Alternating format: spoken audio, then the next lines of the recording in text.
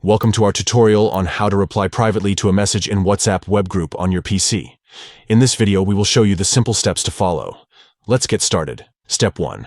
Open WhatsApp web by visiting web.whatsapp.com and scanning the QR code with your phone. Step 2. Once you're logged in, navigate to the group chat where you want to reply privately to a message. Step 3. Hover your cursor over the message you want to reply to privately. You will notice a small down arrow icon appear on the right side of the message. Step 4. Click on the down arrow icon to reveal a drop-down menu. Step 5. From the drop-down menu, select Reply Privately. This will open a private chat window with the sender of the message.